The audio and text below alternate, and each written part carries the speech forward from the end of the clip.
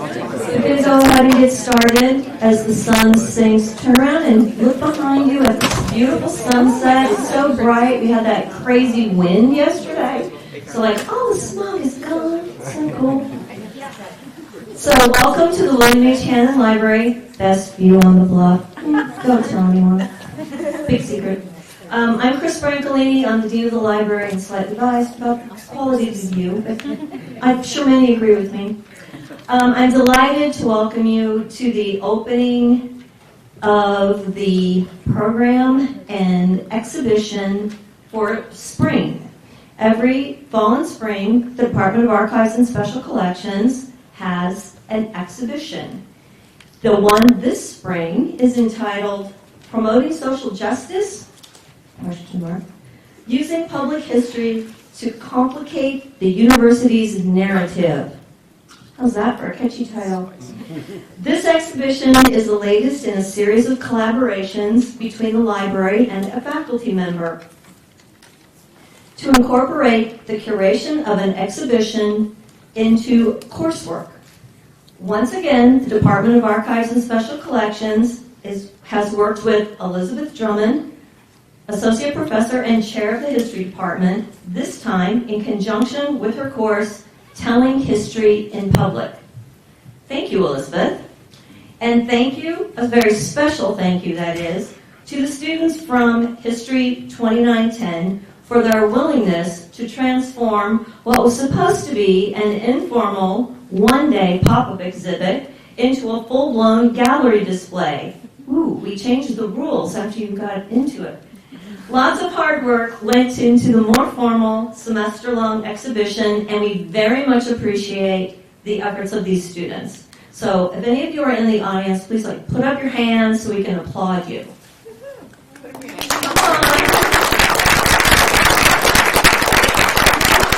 I want to know who you are. The other thing I wanted to say is that curating an exhibition provides students with the opportunity to express their learning in new ways. The creation of a companion website will extend the longevity of these students' work long after the exhibition has ended. So we're really excited that there's a website to accompany this exhibition. This exhibition showcases and spotlights collections from the university archives, which uniquely tell the Loyola Marymount University story in all of its iterations. We hope that this exhibition inspires other students and faculty to delve into the university archives. We have a rich history and many stories to tell. So before I turn over the podium to Elizabeth, I want to thank the Bellarmine College of Liberal Arts Dean's Office and the History Department, embodied in Elizabeth for now, for their contributions to our reception. We appreciate your partnership in our event, and the reception will be out in the atrium following the program, and you'll also have a chance to see the exhibition at that time. But I have to remind you, without food and drink. Right, Cynthia? Okay. I'm sure you'll be reminded of this at the end of the program as well. So thank you all for coming. We're excited to have you here, and Elizabeth, take it away.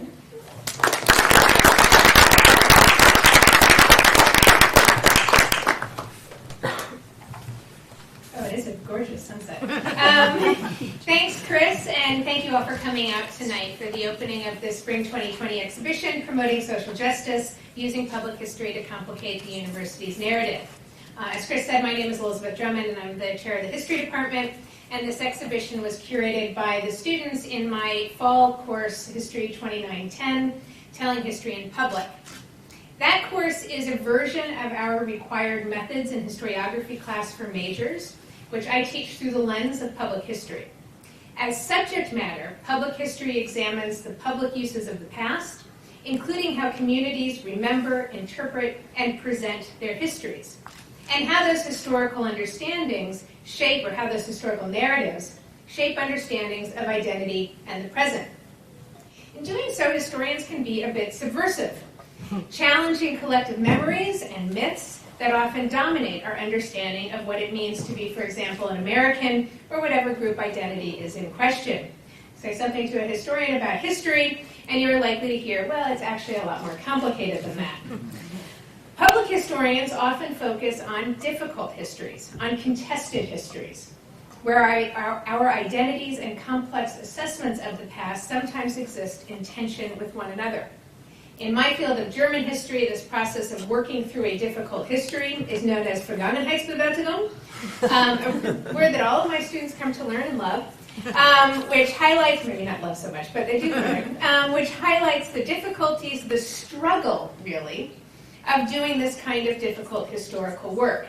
In the case of Germany, that is grappling with the Nazi past, but we also see it in American history, in U.S. history, in the debate about Confederate monuments, and what challenging the myth of the lost cause means for our understanding of the Civil War. Or more recently, in the debate around the New York Times 1619 project, where a project that fixed the founding of America in 1619 with the arrival of the first enslaved Africans, rather than in 1620, or 1776, or 1789, has radically reshaped our understanding of U.S. history in a way that's been quite threatening to a number of people. And challenges us today to think about the historical legacies that we face around issues of race. As practice, public history is the presentation of complex historical narratives for broad, non-specialist audiences, whether it be in museum exhibitions and documentary and feature films and historical fiction and graphic novels, through heritage tourism, in podcasts, in TikToks, and more. The original idea, as Chris said, for this class was to curate a one-day pop-up exhibit following the model of Professor Amy Woodson Bolton's Spring 2019 Museums and Society class, which did a great exhibit in the Special Collections classroom. We were fortunate enough to benefit from an unfortunate thing that happened to Professor Melody Rotary's class, her art history class. They were originally scheduled to do their exhibition in here, and were unable to for a variety of reasons. So Cynthia invited us to transform our one-day pop-up into a spring exhibition. And when I asked the class, I think there was a little bit of nervousness, maybe, but they were all pretty game to do it. In doing historical work, historians collaborate with librarians and archivists. And I'd like to pause for a moment here to thank the library for making this all possible and for their collaboration on the project. The Dean of the Library, Chris Brancolini, for her support, Cynthia Beck, the head of the Department of Archives and Special Collections, and Marissa Ramirez, who is processing much of the collection that we used, for being our sort of go-to archivists. Jessica Guardado and Michaela Gillespie, who were the designers for the exhibition, and particularly I want to highlight Michaela's work on the wall installation, which is a great design that I love. Carol Raby, John Jackson, Rhonda Rosen for putting together and doing all the work with outreach, and the lovely reception that we'll enjoy a little bit later. Whereas many academic historians work in solitude, the practice of public history is much more collaborative. It takes a village, and it takes an archive. Archives preserve documents and artifacts, but not as a simple act of preservation, where documents are locked behind a key, protected from the elements and from people. Rather, they collect and preserve, in the process making important decisions about what ought to be preserved, thus acts of interpretation themselves, so that people can use those documents and artifacts for research. I am very thankful that Cynthia and Chris see our archives and special collections as a place to teach, a place for undergraduate research, in keeping with our mission as an educational institution. To be sure, archives often restrict access to certain things, so think about classified or redacted documents at the National Archives. Some archives, say perhaps in Pasadena, that are open only to people with PhDs. But access is essential for historians to be able to do the work of Vergangenheitsbewältigung, to be able to grapple with and work through the past. And just to give some examples of how important archival practices are for historians, to give one example, that the British held so many important archives related to their empire in Hounslow Park, hidden and secreted away from public view, shaped our understanding of how we read the history of the British Empire. When those archives were discovered and opened up, that led to a transformation in our understanding of that history, particularly of the Mau Mau uprising. And it actually underpinned lawsuits by Kenyans against the British government. Closer to home in a sense, to us as a Jesuit institution, Georgetown University has grappled with its history of slavery by opening up its archives to researchers, and also by digitizing those archives and those records to create an online repository for researchers around the country and around the world to use in the Georgetown Slavery Archive. For Georgetown, that work in the archives is not just historical work, it's reparative work. It's the work of reparations grounded firmly in the practice of history. So whether we are talking about the work that happens in German archives or the work that happens in Georgetown archives, one of the burdens of history is that we must engage it, not just as scholars, but also as community members and citizens. And that's some of what we're doing here. For this exhibition, students explored university history to examine what a reckoning with our own past can tell us about the past and the present. We're grappling with our own history, can help us better live, I hope, our mission in the present and in the future. So without further ado, I'm going to invite the two students who are here to come up. We're going to be part of a panel. We're going to do a little Q&A and then open it up. They're my willing guinea pigs. Very thankful that they're willing to do this. We have other students here who are available. They all have pins on that say, ask me about my artifact. So you can grab them in the reception. But first, let me ask up, and I'm going to have you sit in, not this chair, but the next one. Lila Rhodes, who is a sophomore history major. Yeah, Lila. Woo!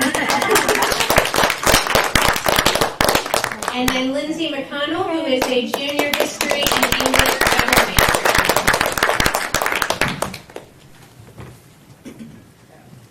I'm going to have you guys pass that back and forth when you speak.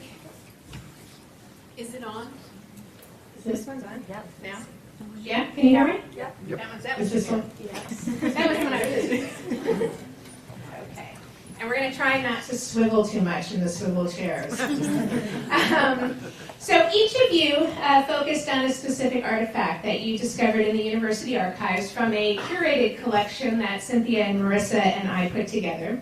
Can you speak some about your artifact, what interested you about it or what jumped out about it to you, and what it tells you about LMU history? Yeah, so my artifact is a photograph from the Black Student Union. I was initially drawn to the Black Student Union. It was a folder of a ton of photographs, just because I had never seen any pictures from them and I didn't really know the history of the Black Student Union.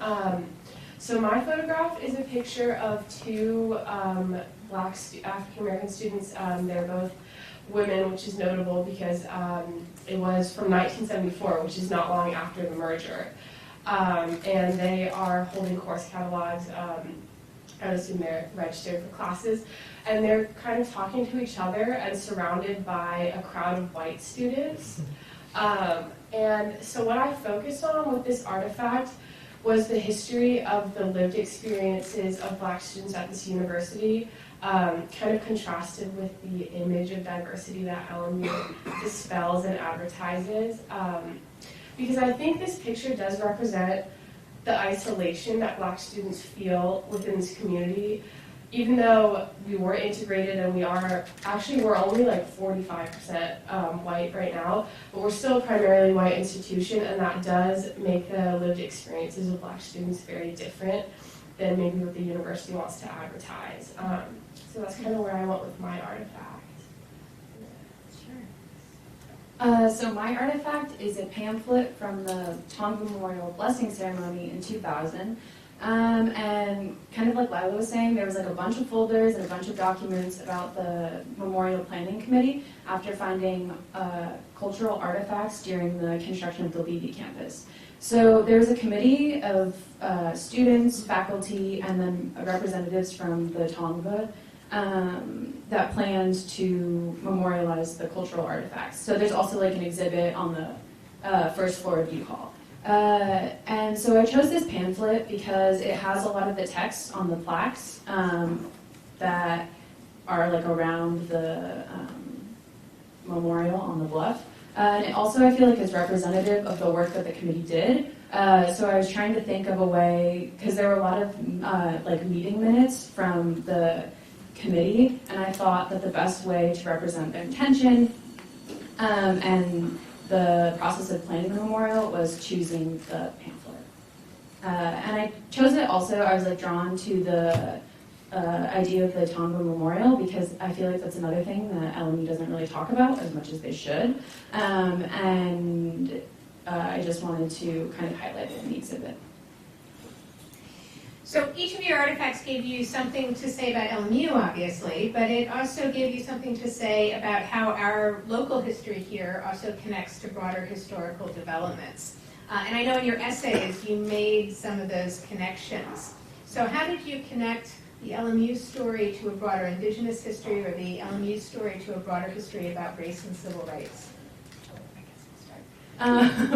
So in my essay, I talked about the difficulty of dealing with the repatriation of cultural artifacts and the human remains that are found often when like developments happen, like in Playa Vista, how there was the discovery of human remains from the Tongva.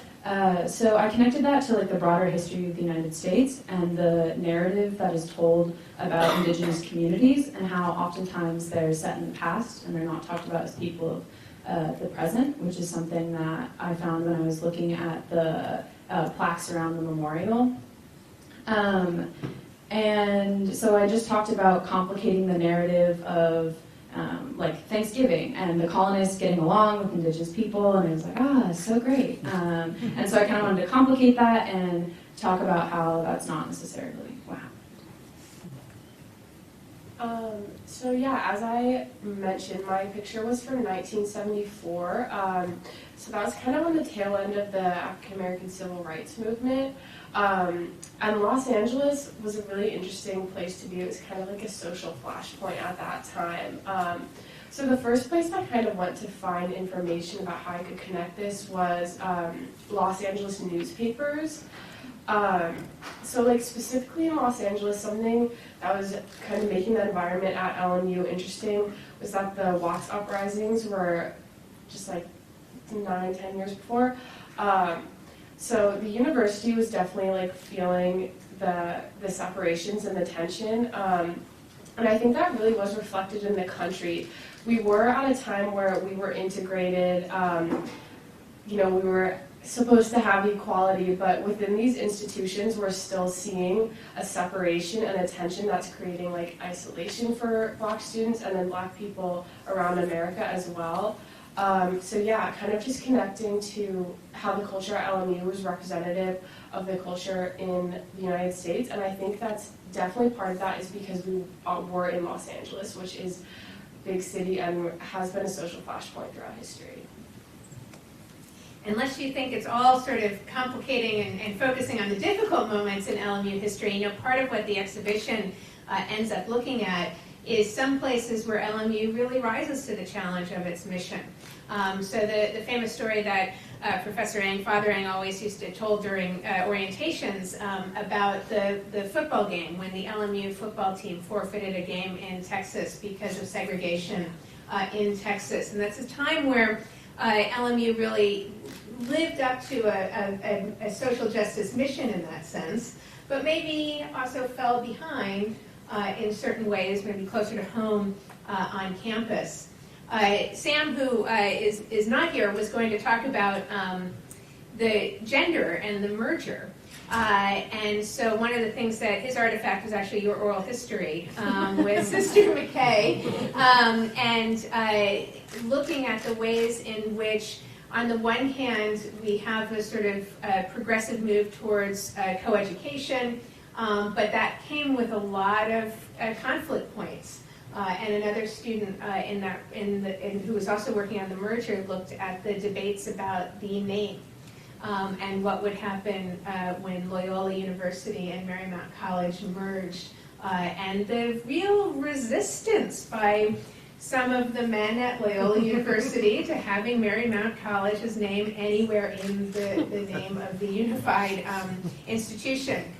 So in that part, we sort of played a lot with thinking both about the places where LMU did well on social mission, on social justice, but also some of those more complicated parts where maybe it was a little bit more fraught. And part of the difficult history that we sometimes don't like to tell so much, right? Because it doesn't look as good in a brochure. Lila, you were part of the design team that made a lot of choices about the actual physical layout of the exhibition. Can you talk a little bit about what you guys did in terms of thinking about staging the exhibition? Yeah, so there's definitely a lot of like logistical design kind of stuff, like, oh, we can't have that color because that's not going to look good up against that. But I think one of the biggest things that we were working with was how to group the artifacts. We were kind of thinking about, like, do we want it chronologically? Like, just how are we going to put it? And we decided to group them kind of by issue.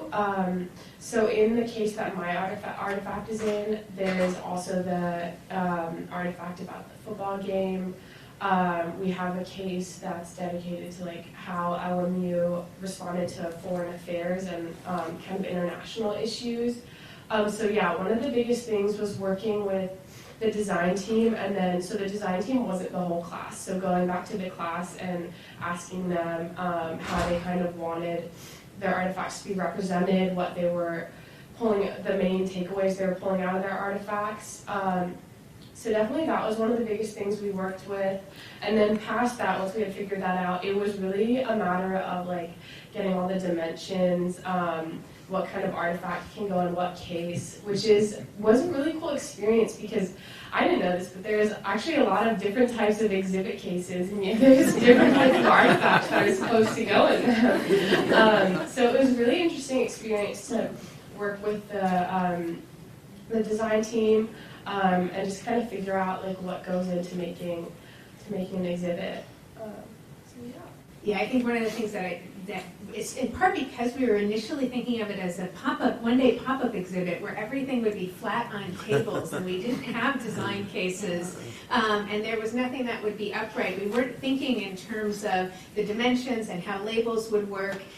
Each student with their artifact did the text for the labels that you'll see in the exhibition, and then they also recorded an audio guide that goes into a little bit more depth about the context, and there are QR codes that you can scan for the audio guide.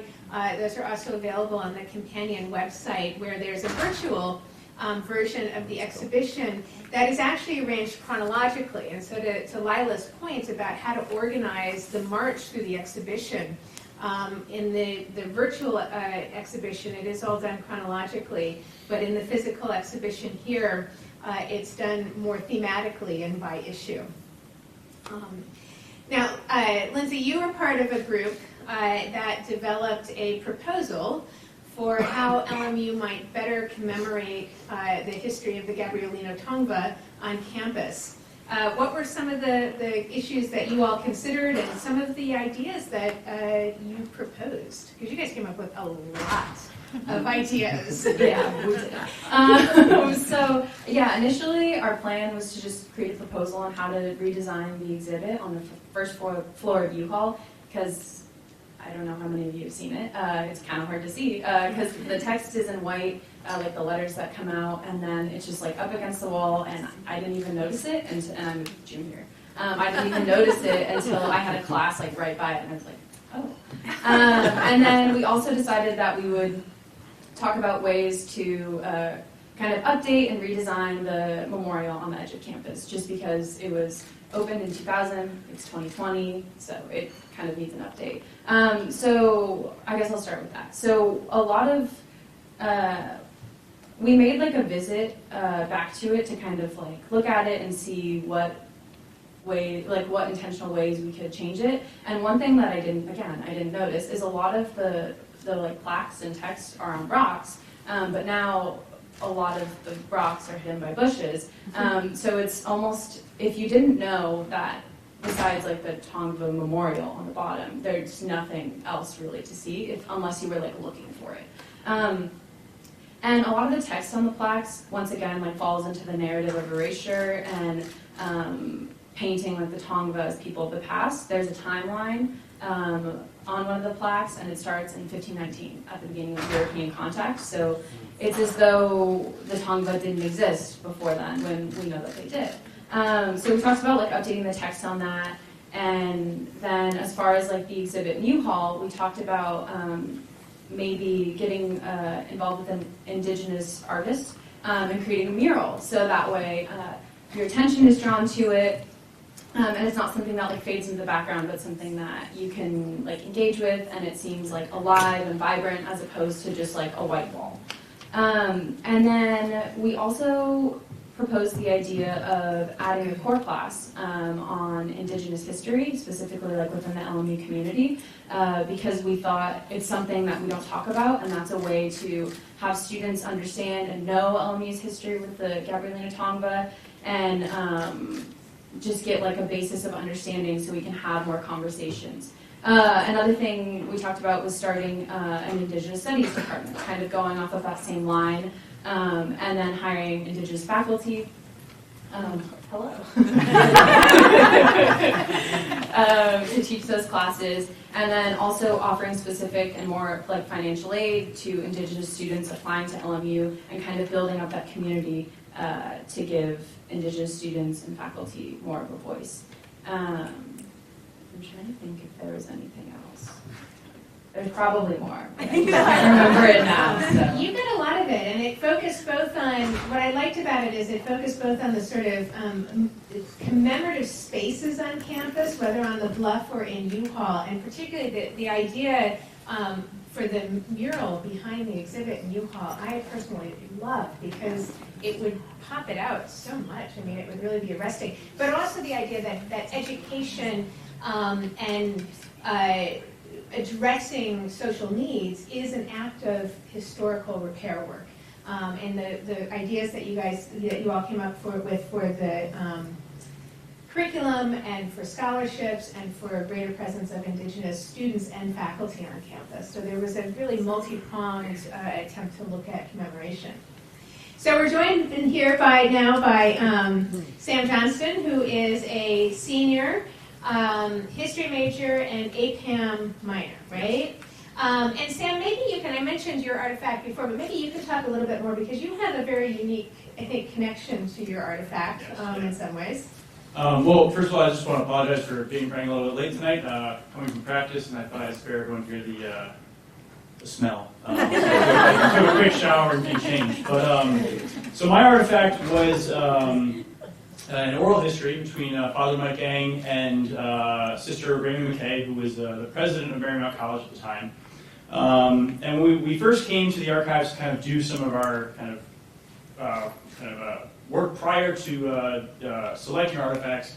I spoke with Professor Drummond and some of the archivists to talk a little bit about the Sister Raymond, because my family has a very personal connection with her. Before she came west to be president of Marymount, she was based in New York and working in grammar schools, and she actually taught my grandmother and my great aunts, and she's a figure that came up regularly in conversations at Thanksgiving dinner, for example. And so I applied here not really realizing that, and then of course my great aunt pointed out to me and said, well, you know that's the college that Sister Raymond helped merge, and she kept the name. And so for me, it was a very personal choice, but it was also a very important one, because I think it's something we tend to overlook a little bit, is how we kept that Marymount name here and kept a Marymount tradition on the Bluff, which I think is kind of a core piece of our university identity, even though we don't necessarily always talk about it in that capacity. So.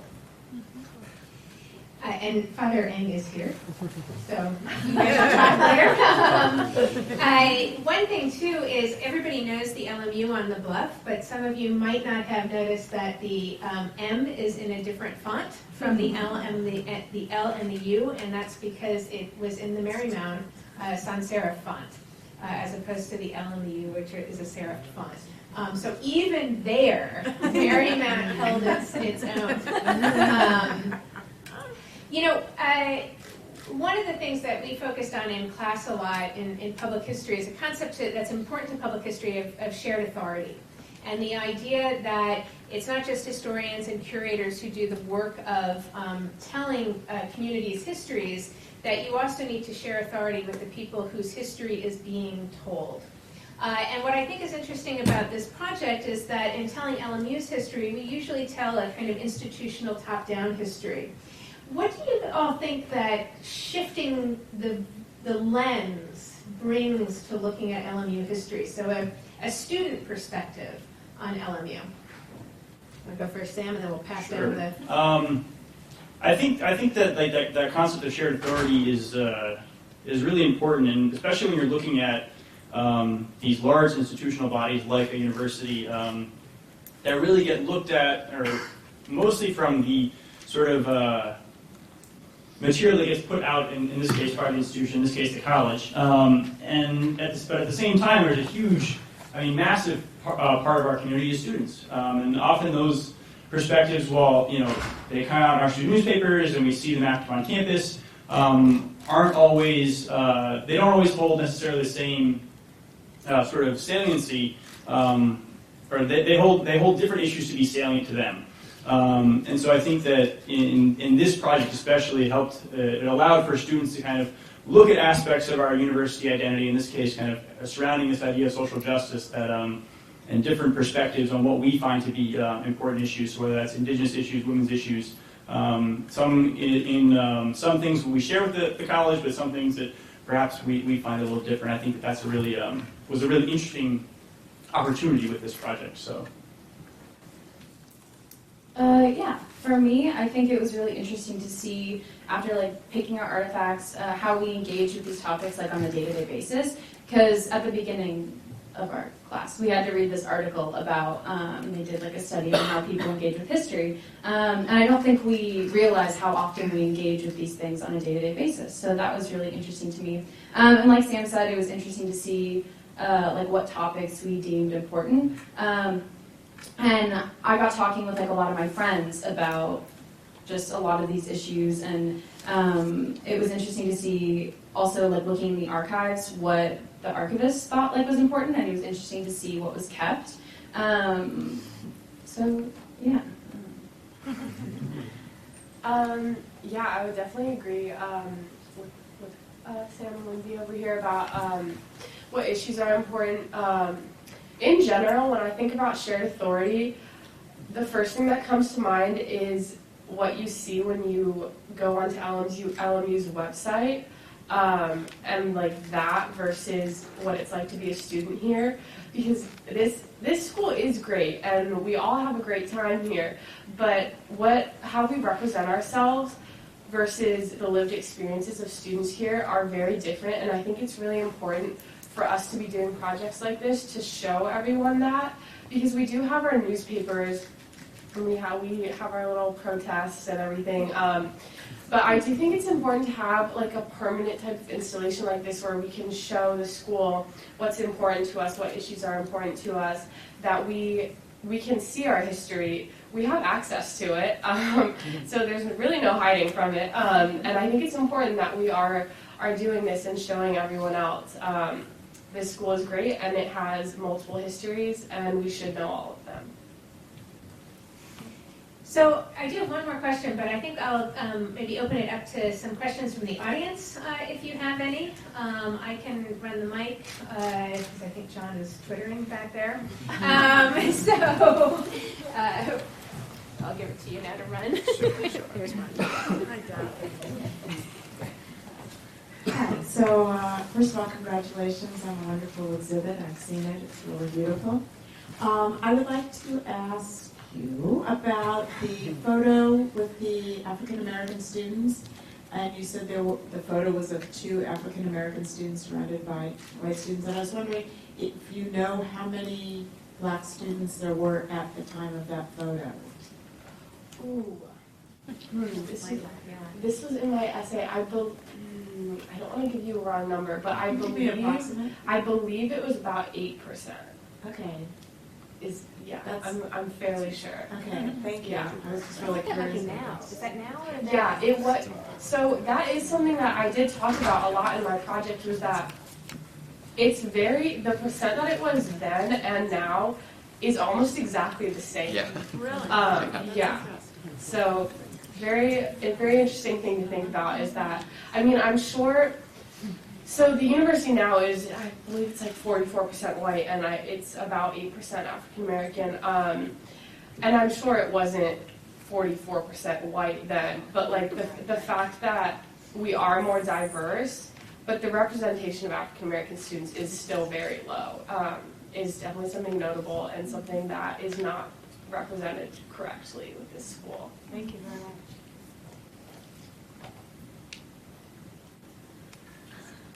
Anybody else with a question? Andrew? Hi, Andrew Dilson, Political Science. I'm going to start actually with a question about the formation of the Black Student Union, and I also have a question about the Tonga Memorial as well.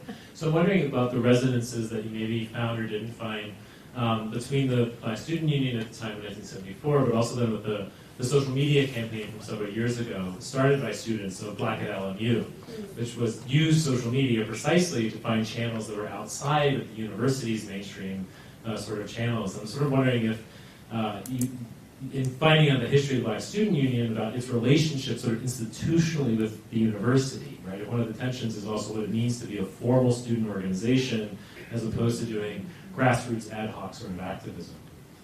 Yeah, so that's definitely really interesting. With the formation of the Black Student Union, I mean, the routes that they took with their activism definitely is different. Like with social media, we have different ways to be activists now.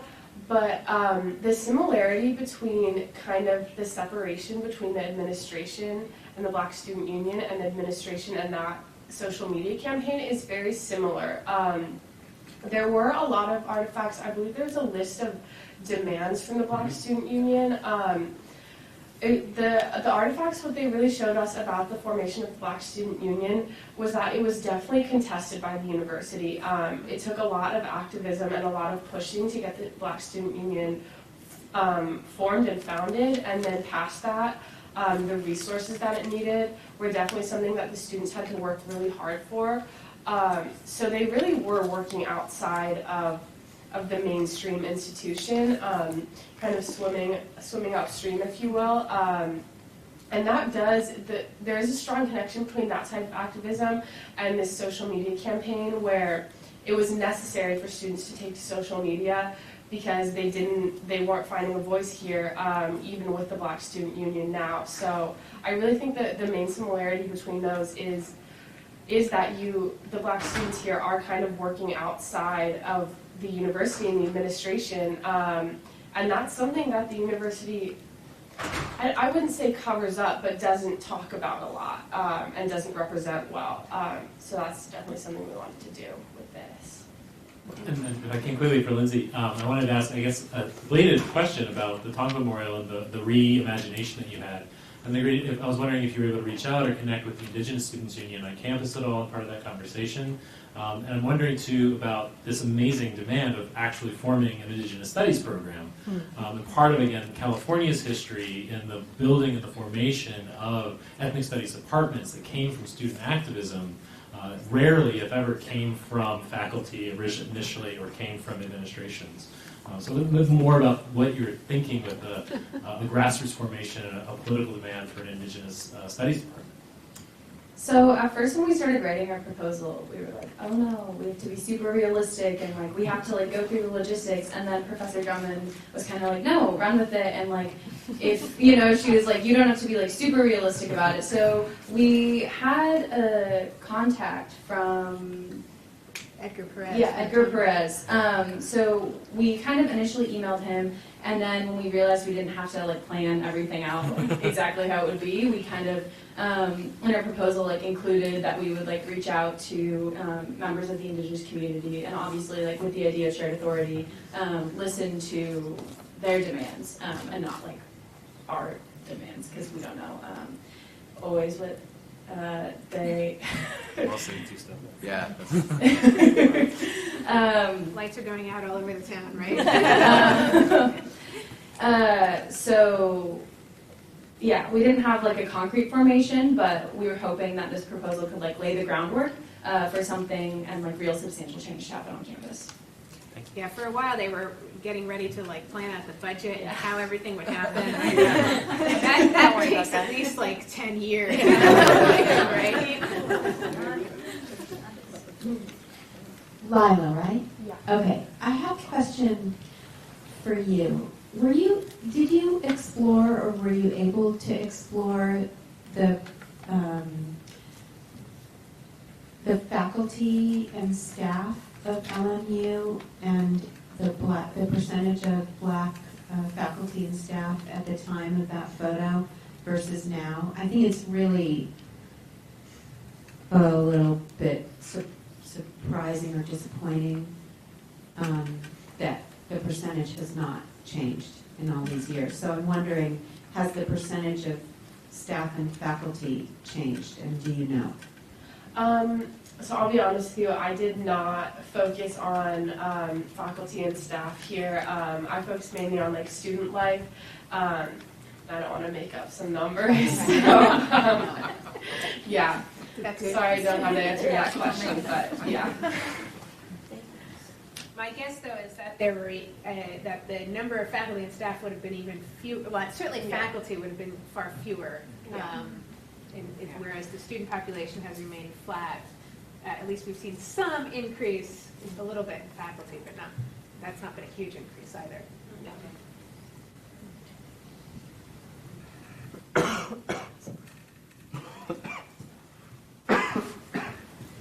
My question is for Sam. I didn't get a chance to ask you this while we were working with you, but since you have this family shared memory of Sister Raymond McKay, I was wondering how you felt when you first watched the oral history and whether she was exactly as you imagined. Did her LMU persona match up to your family stories? And what was that Sister Raymond McKay like?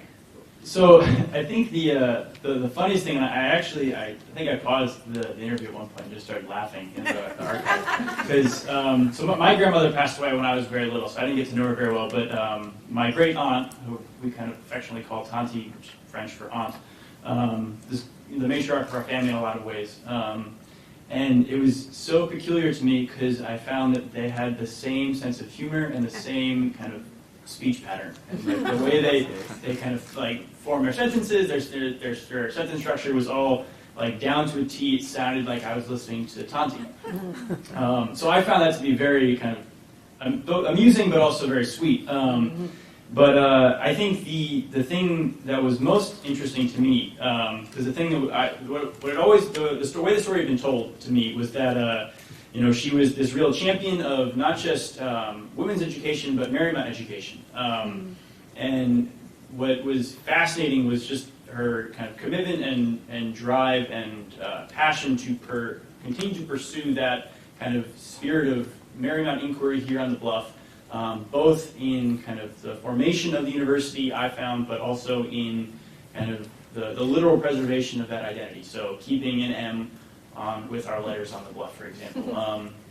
And so it matched up, I think, in those two very interesting ways, both as a powerful kind of agent to that figure, but also a very kind of familiar voice in some ways. So. So,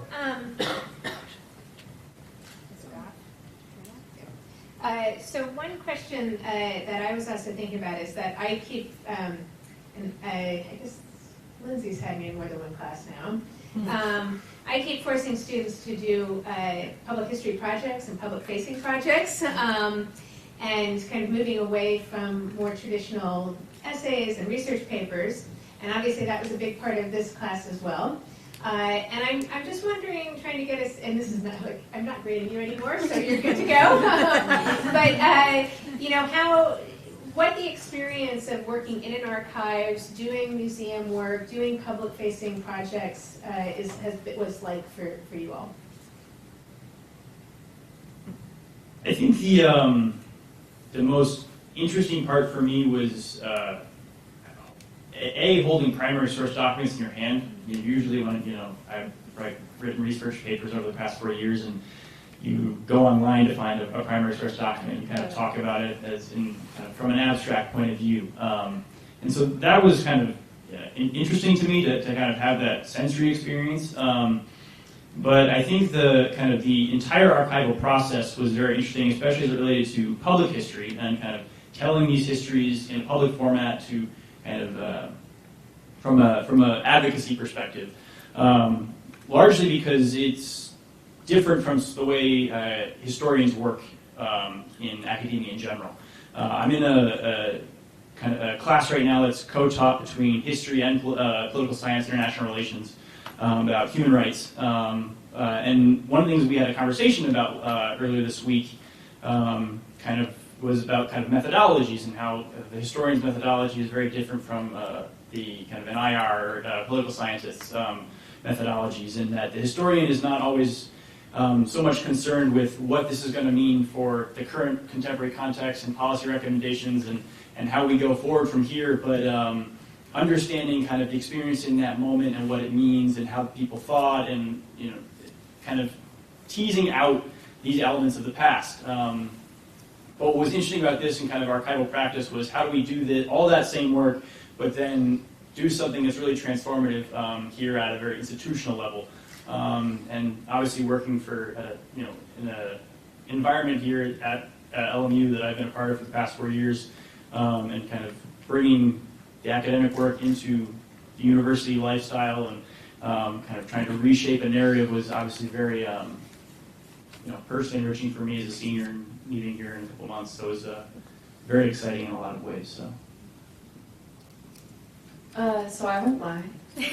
This is my second go-around with a pop-up exhibit, which I didn't know when I was taking this class, but it was still fun. I was in Professor Amy Woodson-Bolton's class, the Museums and Society, and that was kind of my first real experience. I'd worked with some, I'd been to the special collections for class a few times, but I hadn't really gotten a chance to engage with a lot of primary source documents. So our theme for that exhibit was animals, which was fun, kind of random. So my artifact ended up being a little chapbook from the 19th century of Puss in Boots. It's really cute, it was in color. And so we did a lot of critical analysis on those sources, but obviously it was a lot different than this exhibit. So it was really fun to be able to come into special collections and look at all the artifacts and records from LMU, because I was able to connect it much more, obviously, to the present day and what's going on. And like Sam said, there's something really, awe-inspiring about being in the same room as primary source documents. I also worked at the Venda Museum this summer in Culver City, which was really exciting. And the more I get into archives, the more excited I get. And my job there was basically to just unwrap things, put them in a database. But every time it was really exciting, and there were so many random things. And there was a lot of non-text documents. I don't know how to say that. Anyway, so it's just been a really cool experience to get to interpret artifacts and then see them for what they are. Yeah, I would definitely echo what both of you said, just about how this experience was really unique and meaningful. I had actually never been in archives and special collections before, so really the first thing that struck me about this project and our archives is the depth of materials and resources that we have. We really do have an artifact or an archive for every piece of LMU history, and it's all there, and we all have access to it. So that was really the first thing that struck me, and then just to be able to look through all of the artifacts and then pull them out and think about how we're going to tell a history from this, what we're all going to choose, and how we're going to make those all come together with a common theme, and how that's going to tell a narrative about the university was a really interesting experience. And I think it's just really impactful to be able to go from that step one, in the room with Marissa looking at the artifacts, and then from there to now we actually have an exhibit. It's just really meaningful and impactful, and just that experience of how are we going to make this marketable? How are we going to make people want to see this? What colors are we going to put on the walls to draw people's eyes to it? How are we going to group the artifacts so that it flows correctly? It was a really interesting experience, especially coming from, as I said, never having seen the archives before. So I really just dove deep into the archives last semester, and it was a really interesting experience. So Cynthia's going to have some closing words for you, but before she does that, we do have some of the other student curators in the room, and I'm going to make them stand, and I'm going to call them by name. So in addition to Sam, Lindsay, and Lila, we have Allie Vanderway here. Stand up. Matt Ruggles.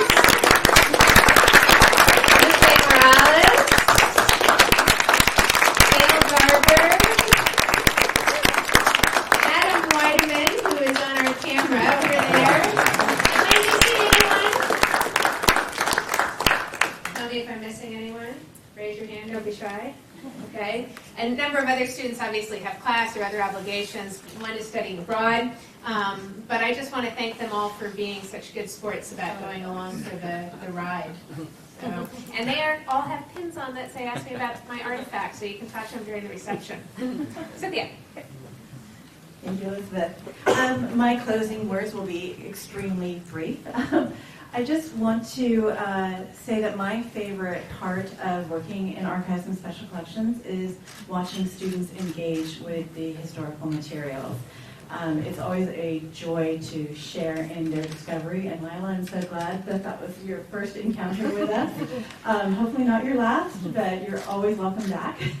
And also working with very creative faculty, and as you probably know, Elizabeth, Drummond is an adventurous force of nature when it comes to class design, so it's a great pleasure to work with you as well. Most of our exhibitions these days are student curated, and it's wonderful to bring their voice to the fore and see how they take in the materials that we are curating for them to learn with.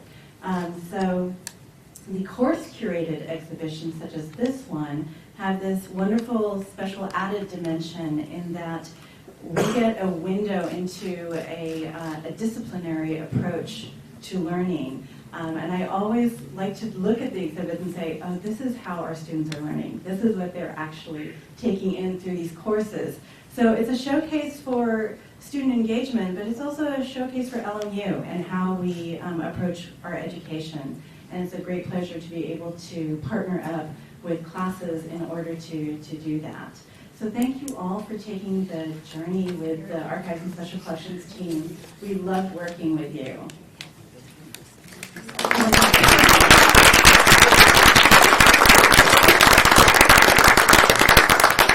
Thank you. So the exhibition is going to be open during the reception, which is a gorgeous reception that Carol Raby designed, inspired by the students' design of the exhibition. So there's a connection there. And before we get up, the usual housekeeping business, we do have a feedback form that you may have seen on your seats. Thank you, Chris, for holding one up. This is our way of knowing what you like about our programming, what you don't like about our programming. Please take a minute to fill out that feedback form and let us know what you thought about tonight. If you turn it in and put it into that plexiglass box over there, you will be entered into a drawing for a $100 Amazon.com gift card. So a little incentive. And otherwise, please come, enjoy, and as Professor Drummond said, look for the students wearing the little buttons because you can continue the conversation with them. Thank you. Thanks so much for coming.